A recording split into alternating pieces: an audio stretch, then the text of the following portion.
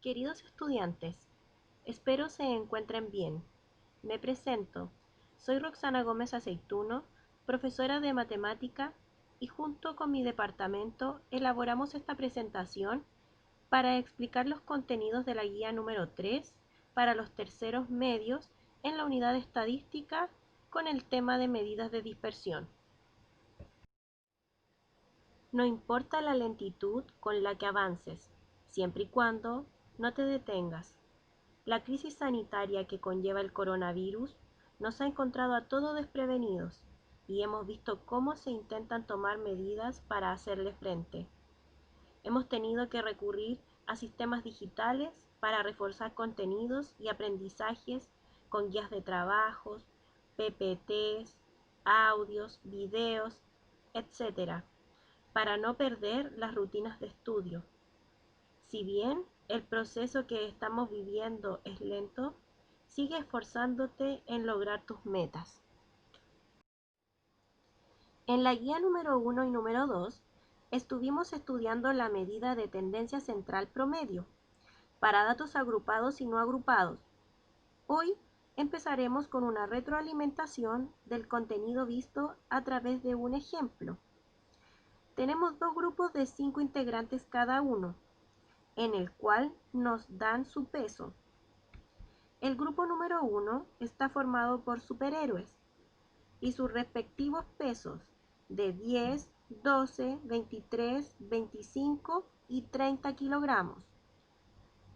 Y el grupo número 2 está formado por marcianos de 18, 19, 20, 21 y 22 kilogramos.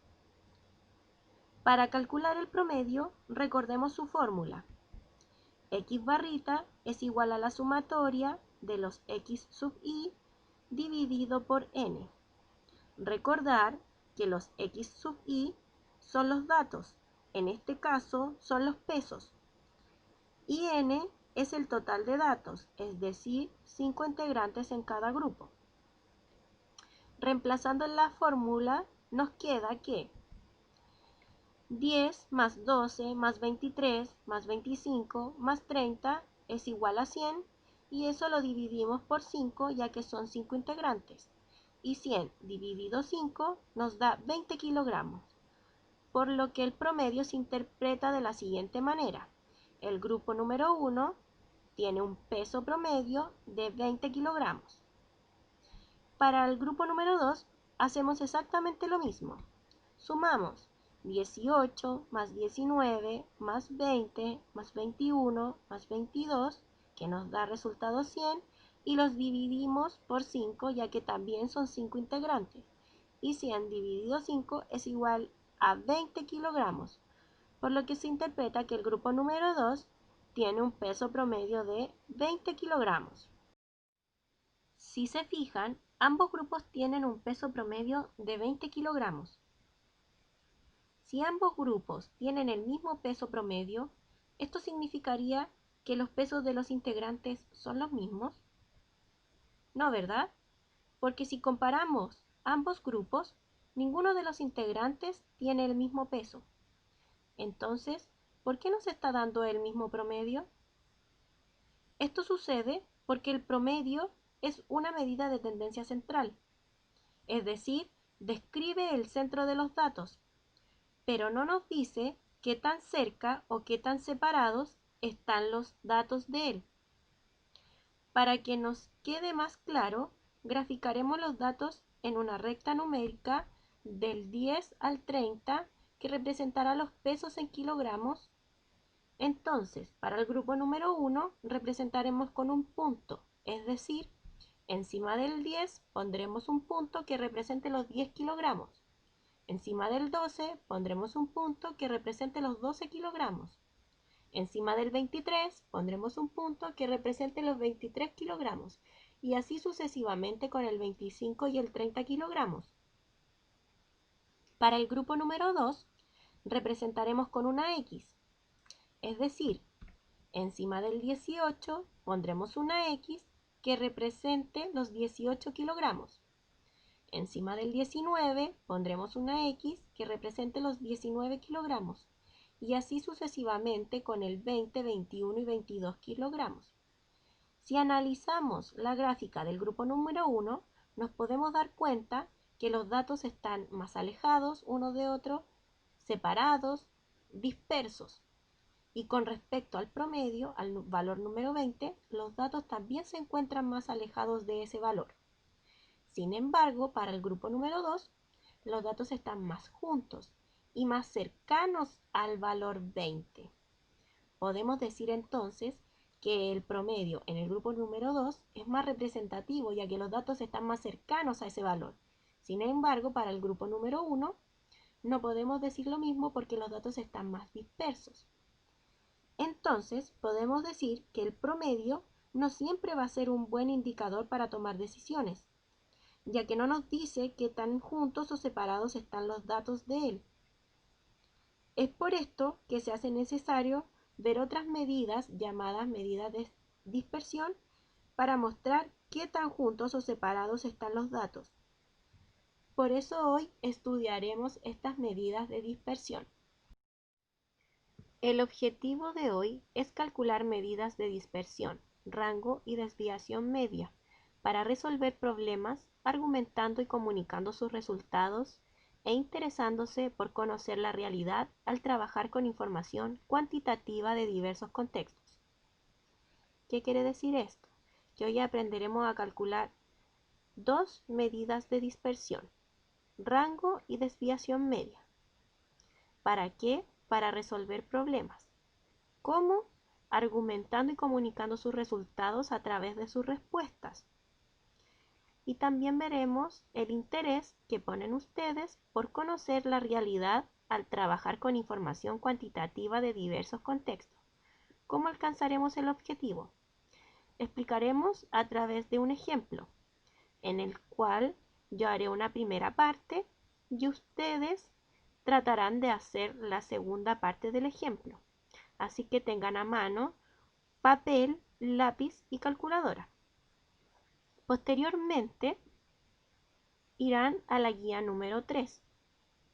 La desarrollarán, le sacarán foto al desarrollo, me lo adjuntan en un Word y se los envían a sus respectivos profesores.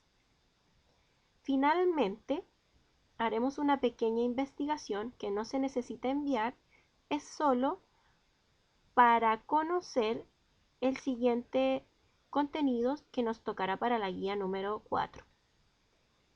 Empecemos. El entrenador de un equipo de natación debe elegir su representante para la próxima competencia de 100 metros en estilo libre. Para ello, cuenta con información consistente en el tiempo en segundos de las dos postulantes en las 5 últimas carreras en este estilo. Entonces tenemos la competencia de Daniela, que muestra el número de carreras y los tiempos que hizo en cada una de ellas. Y lo mismo con las competencias de Bárbara, el número de carreras y los tiempos que hizo en cada carrera realizada. Algunas preguntas relacionadas con el ejemplo anterior son las siguientes. ¿Cuál es el tiempo promedio de Daniela en las últimas 5 carreras de 100 metros estilo libre y el de Bárbara?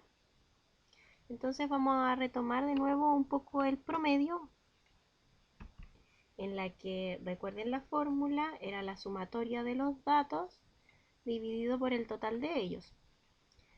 Tenemos que tener presente las tablas que nos habían dado, ya que de acuerdo a ellas vamos a poder sacar el tiempo promedio. Entonces, el tiempo promedio de Daniela es sumar 64 más 58 más 68 más 62 más 65, que da como resultado 317 y se divide por 5, porque son 5 carreras. 317 dividido 5 nos da un promedio de 63,4 segundos en el tiempo de Daniela. Vamos con el tiempo de Bárbara.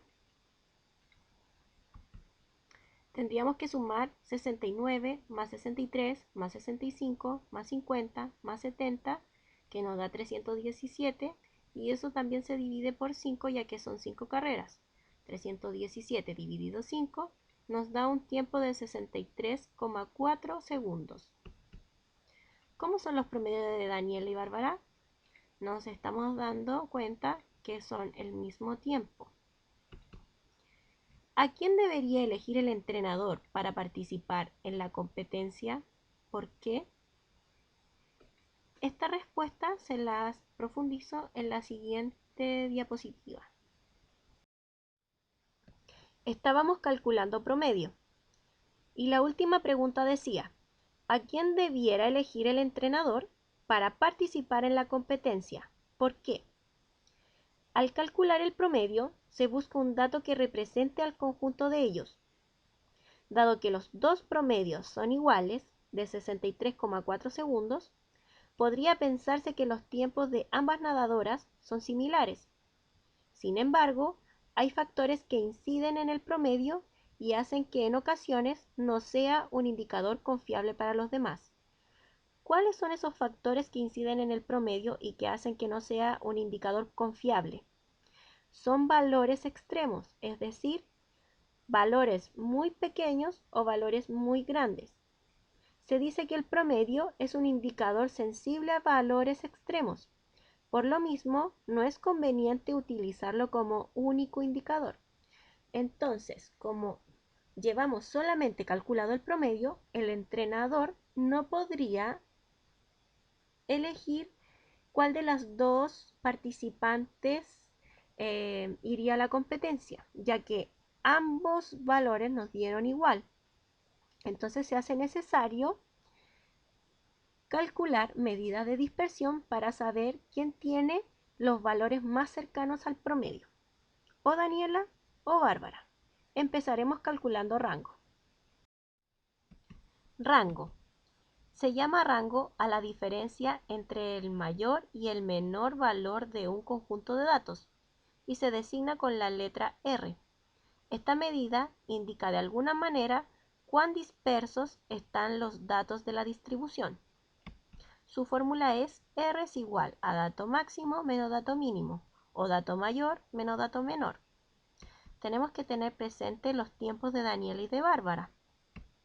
Por ejemplo, en el caso anterior, si se denotan por R1 y R2, los rangos de los tiempos de Daniela y Bárbara respectivamente se tiene. O sea que vamos a calcular primero el rango 1, que es de Daniela, y nos vamos a la columna del tiempo y vemos cuál es el dato mayor, cuál es el dato menor y los restamos. En este caso sería 68 menos 58 y eso nos da un resultado de 10. Entonces el rango de Daniela es de 10 segundos. Para el de Bárbara hacemos lo mismo. Nos vamos a la tabla, en la columna del tiempo, nos fijamos en el dato mayor y en el dato menor los restamos. Y esto nos quedaría 70 menos 50. Y eso nos da un valor de 20. O sea que el rango de Bárbara es de 20 segundos. Interpretación del rango obtenido. Esto da indicios de que los tiempos de Daniela pueden ser menos dispersos que los de Bárbara, ya que el rango de Daniela dio de 10 segundos y el de Bárbara 20 segundos. Sin embargo, el rango solo considera dos datos del total. Vieron en la fórmula que solamente considera el dato mayor y el dato menor y ningún otro dato de los 5 que tenemos, por lo que se puede sacar conclusiones distorsionadas. Esto hace necesario definir otras medidas de dispersión que involucren más datos. No es posible concluir de inmediato solo calculando el rango. Debemos disponer de más información. Desviación media. Se define la desviación media de un conjunto de datos como el promedio de las distancias de los datos a la media de ellos. Calcula las desviaciones de los tiempos de Daniela, tal como se muestra a continuación. Esta parte la voy a hacer yo, posteriormente les toca a ustedes. Entonces, en una tabla, en la primera fila vamos a colocar los tiempos en segundos, que son las X, Y en la segunda fila vamos a calcular las desviaciones con respecto a la media, que es el valor absoluto del dato, en este caso el tiempo, menos el promedio. Entonces partimos con el 64. 64 es el tiempo de Daniela y se le resta el promedio de 63,4. Si restamos, eso nos da 0,6, pero tenemos que calcular el valor absoluto. ¿Por qué hay que calcular el valor absoluto? Porque es esa medida que nos calcula la distancia del dato al promedio. Y recuerden que este siempre era de resultado positivo. Entonces el valor absoluto de 0,6 es 0,6. Vamos con el 58. 58 es el tiempo en segundos y le restamos 63,4 que era el promedio. Si hacemos esa resta nos da 5,4 negativo y al calcular valor absoluto este valor sale positivo, 5,4. Vamos con el 68. 68 es el tiempo y le restamos 63,4 que es el promedio. Si hacemos la resta da 4,6 y el valor absoluto es positivo, 4,6. 62. 62 es el tiempo y le restamos el promedio de 63,4. Eso nos da un valor de 1,4 negativo. Y si calculamos el valor absoluto, nos da el valor positivo, 1,4. Y por último el 65. 65 es el tiempo menos 63,4 que era el promedio. Lo restamos y nos da 1,6.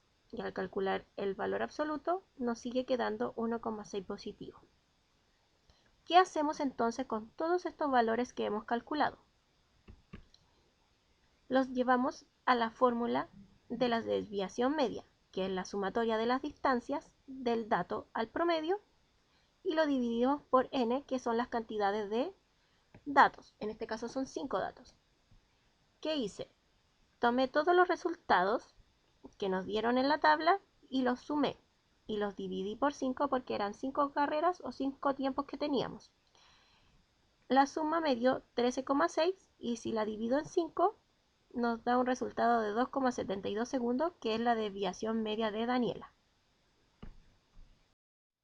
Ahora te toca a ti. Practica haciendo lo mismo, pero con los valores de Bárbara. Calcula la desviación media de los tiempos de Bárbara. Igual como lo hicimos con los tiempos de Daniela, les presento la tabla y ustedes solamente tienen que calcular la desviación con respecto a la media. Es decir, primero ir restando el tiempo menos el promedio, calcular el valor absoluto y posteriormente todos los resultados que les quede, sumarlos y dividirlos por el total de datos. Posteriormente, responden la pregunta, según los resultados obtenidos, ¿qué datos son más dispersos, los de Daniela o los de Bárbara?